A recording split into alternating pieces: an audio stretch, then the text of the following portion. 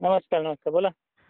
साहेब तुम्ही सांगितलं होतं की गारपिटी संदर्भात एक अंदाज दिला होता तुम्ही आपल्या मागील काही म्हणजे मागील एका व्हिडिओमध्ये. हो, हो. बोला ना. तर त्या अकोला जिल्ह्यातील बऱ्याच काही भागात तुरळक ठिकाणी थोडक्यात गारपीट झाल्याचे व्हिडिओ सोशल मीडियावरती आले. तेथील शेतकरी सांगू लागले. तर पुढील अंदाज काय असेल साहेब सविस्तर एकदा हवामान संदर्भातील 25-30 जे ऑगस्ट दरम्यान? कसं आहे सर, ज्यावेळेस पूर्वकल्पना दिली जाते, त्यावेळेस शेतकऱ्यांनी सतर्क राहायला पाहिजे. हो. आणि सगळ्यात मोठा पॉइंट असा असतो, हो ना. की ज्यावेळेस आपण अंदाज देतो ना, तर अक्षरशः शेतकरी चुकीच्या पेमेंट देखील करतायत. पण अक्षरशः ज्या गोष्टीची पूर्वकल्पना, ज्या गोष्टीची आपल्याला चमत्कार घडलेला आहे, त्या गोष्टीकडे पाहायला पाहिजे. गारपिटी संदर्भामध्ये फक्त 1 मिनिट बोलतोय मी पब्लिक सर तुमच्या चॅनलच्या माध्यमातून, ओके, की ओके. ही जी गारपीट आहे, उन्हाळ्यात जे ऊन आत्ता पडलंय, हो ना. उन्हाळ्यात जी गरमी आता जाणवते, उन्हाळ्यातलं जे ऊन आता जाणवतंय, उन्हाळ्यातले जे प्रकार आता दिसतायत, तर त्या प्रकारामध्ये गारपीट का दिसू नये? हे लोकलचा प्रश्न झाला. हे लोकल सामान्य माणसाला समजायला पाहिजे.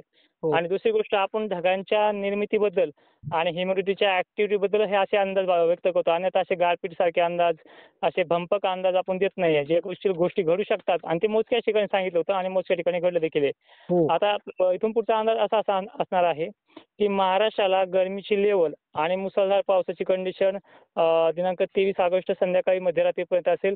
उद्यापासून यामध्ये थोडासा 40% बदल कमी होतोय.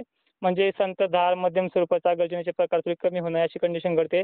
आणि जिल्ह्यानुसार पावसाचा जो जोर आहे, पावसाची जी जे आता सध्या धुमाकूळ चालू आहे काही-काही ठिकाणी, तो आता हळू कमी होणार आहे. पण जाता-जाता ज्या भागांना सोडलंय, पिकं करपतायत, पाणी देतायत काही शेतकरी, अशा भागांना मात्र एक दिलासा देणारी अपडेट आपण मागच्या काही दिवसापासून आपल्या चॅनलवरती देतोय.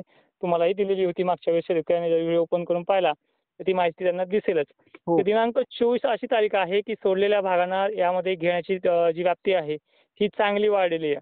त्यानंतर आजची जी कंडिशन आहे, ती म्हणजे वैजापूर, नाशिक, धुळे जिल्हा, मालेगाव, जाफराबाद, भोकरदन, छत्रपती संभाजीनगरच्या वरचा भाग, नाशिक एरिया, या भागांमध्ये आपला प्रभाव चांगला टाकणार आहे. बऱ्याच ठिकाणी व्याप्तीची वाढलेली आहे. धुळ्यातल्या बऱ्याच भागांमध्ये पाऊस कमी होता. त्यांना चांगला मुसळधार देखील पडू शकतो. अशी कंडिशन आजच्या 23ची आहे.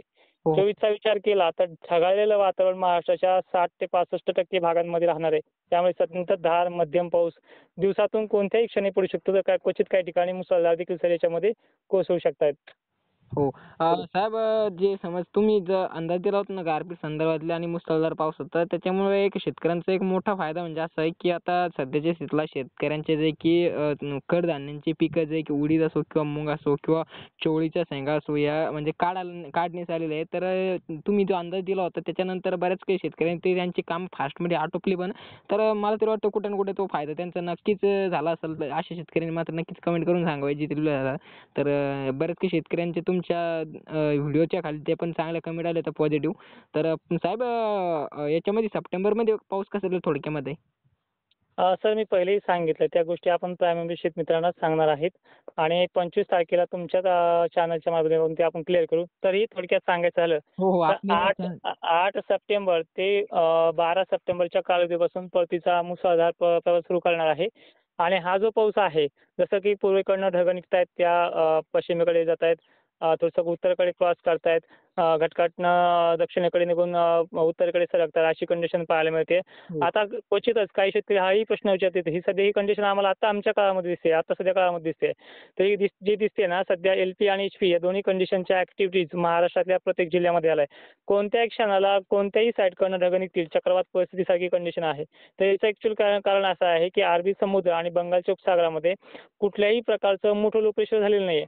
पण एक बाष्पयुक्त वारे ह्या समुद्रामधनं महाराष्ट्रामध्ये वाहत आहेत. संत गतीने वाहत आहेत, सरळ-सरळ सांगायचं म्हटलं तर. हो, हो. पण याची गरमीची एक लाट बनलेली आहे. त्या लाटेपासून कोणत्याही भागामध्ये अचानकच ढगं येतानाही दिसत नाहीत आणि जातानाही दिसत नाही. पण कुठे ना कुठेतरी ढगांच्या मोठ्याच्या मोठ्या फळ्या 11:30च्या पिरियडला तर काही ठिकाणी 12:30च्या पिरियडला म्हणजे दुपारची कंडिशन, तर काही ठिकाणी 2:30च्या सुमारास दिसतायत. आणि काही असं 2:30च्या सुमारास ज्या ठिकाणी ढगं निघले, ते ढगं पुन्हा विरघळून पुन्हा संध्याकाळच्या 7च्या पिरियडला देखील निघतात. ह्या 3 टप्प्यामध्ये पावसाची शक्यता जास्त असते. उदाहरणार्थ 2:30च्या सुमारास एकदा बनते, त्यानंतर 7:30च्या सुमारास बनते. तर काही ठिकाणी जसं की पैठण बघितलं आपण, छत्रपती संभाजीनगर बघितलं, वैजापूरमध्ये काही क्वचित अशा ठिकाणी असं घडलंय, की आकाश मोकळं असताना सुद्धा रात्री मुसळधार पाऊस झालाय. ढगफुटीचे प्रकार देखील घडलेत. तेही ह्या एल-पी आणि एच-पीची कंडिशन म्हणायची. त्यानंतर अजूनही मोठा अंदाज असा असेल आजच्याच डेटला, जसं शेतकरी तुमची ही रेकॉर्डिंग तुम्ही आज टाकतालच कोण्या क्षणाला, हो, हो. तर नक्की. आजची जी कंडिशन आहे ती वैजापूर भागामध्ये चांगला धुमाकूळ घालेल. त्यानंतर जाफराबाद आणि भोकरदन जो सर तुमचा पट्टा येतोय, हो, आमच्या इकडून तिकडे एक लेयर बनलेली आहे. त्या लेयरनुसार तिकडे पाऊस होणार आहे. पण पाऊस हा कन्नड, सिल्लोड आणि पाचोरा या भागांमध्ये आणि वैजापूरच्या उत्तर भागामध्ये विजांचा धोका जास्त आहे. मुसळधार देखील पावसाची शक्यता आजच्या डेटला संध्याकाळपर्यंत कोणत्याही क्षणी होऊ शकते. त्यानंतर वैजापूर आणि गंगापूर या दोनच्या मध्यभागी, शेतकरी व्यवस्थित ऐका, हो. गंगापूर आणि वैजापूरच्या मध्यभागी या ठिकाणावरती ढगफुटीचे प्रकार देखील आजही घडू शकतात, कारण की गरमीची लेवल तिथे आहे आणि अल्ट्रासरस आणि सेप्टिकोलंबस या दोन्ही ढगांची निर्मिती प्रचंड प्रमाणात झाली आहे. गंगापूरपासून 22 किलोमीटर अंतरावरती किंवा 15 किलोमीटर अंतरावरती पावसाचा मुसळधार सरींची देखील शक्यता मॉडेलनुसार स्पष्ट व्यक्त होतीये. आता राहुरीमध्ये बऱ्याच ठिकाणी शेतकरी पाणी देत आहेत, तर शेतकऱ्यांना तिथेही गुड न्यूज आहे. राहुरीचा उत्तरेकडील भाग आज बऱ्याचपैकी कव्हर करणार आहे. पश्चिमेकडून हे आभाळ निघेल आणि सरकत हे वैजापूर साईडकडे देखील सरकू शकतं आणि खाली शिर्डी वगैरे घेतो आपला प्रभाव पूर्ण टाकणार आहे. ही अच्छा. आजची कंडिशन. साहेब इकडं वाशिम, हिंगोली, नाशिक, यवतमाळ या जिल्ह्यांना कसं असेल, कारण की संपूर्ण चौळीने आपल्याशी जोडलेले आहे, तर त्या पण शेतकऱ्यांचे हे असतात की आमच्या याचे नाव घेत नाही म्हणून थोडक्यात. कसं आहे सर, त्यांच्या भागामध्ये बरेच जण सांगतात कमेंटच्या माध्यमातून तुमचा खंड कुठे गेलाय आणि ओला दुष्काळ आहे. तर मला वाटतं ओला दुष्काळाचे अंदाज देऊन उपयोग काय आहे? कारण की त्यांना पाऊस तर इथं जातो. ओला दुष्काळ म्हटल्यानंतर त्यांना उघडीपचा अंदाज पाहिजे असेल असं मला अंदाज वाटतंय. उघडीचा अंदाज अमरावती जिल्ह्यातील शेतकऱ्यांना जास्त आहे. अमरावती सोडला तर अमरावती, वर्धा, नागपूर हे काही जिल्हे सोडले तर बाकीचे नाशिक बऱ्याच काही भागात पाऊस झाला, परंतु काही लोक काही शेतकरी असे कमेंट करतात की आम्हाला अद्यापही आमचे पिकं सुकू लागले, त्यांना पाण्याची आवश्यकता आहे. मग सरळ सरळ तुम्ही खंड आहे म्हणून व्यक्त करा की म्हणा. एक तर खंड नाही म्हणायचा आणि ओला दुष्काळ आहे म्हणायचं. मग एकाच तालुक्यामध्ये दोन प्रकार कसे घडतील? खंड बिन ओला दुष्काळ कसा होऊ शकतो? हा प्रश्न मला पडलेला आहे सर. हो, तेच. त्यामुळे आपण थोडंसं तिकडे दुर्लक्षित केलेलं आहे. आपण त्यांचा अंदाज देतोय, देत नाही असं नाहीये. आणि माझाच अंदाज तिथे घेतात असंही काही नाही. सगळ्यांचा अंदाज तिथे शेतकरी घेत आहेत. आणि यांच्या भागाची कंडिशन पाहायला गेली तर अजूनही यांना 26 ते 26 तारखेपर्यंत पाऊस आहे. 27 पर्यंतही राहू शकतो. आणि एक 4-5 दिवसाची चांगली संधी मिळणार आहे. आणि या संधीमध्ये पुन्हा पाऊस 1-2 दिवसासाठी ऍक्टिव्ह होऊन पुन्हा 4-5 दिवसात संधी मिळेल. म्हणजे यांना 26 पासून तर पोळ्यापर्यंत एक संधी मिळणार आहे कामाची. चांगल्या पद्धतीने कामं करता येईल यांना, म्हणजे मूग वगैरे असेल तर काढता येतील. या नागपूर जिल्ह्यामध्ये असेल, अकोला, अमरावती वगैरे भाग असेल, भंडारा या परिसरामध्ये. पण आजच्या डेटला यवतमाळमध्ये, डिग्रजमध्ये, पुसदचा जो काही भाग आहे, हो, हो. तेरच्या दक्षिणेकडील भागामध्ये विजांच्या कडकडाटामध्ये देखील पाऊस होणार आहे.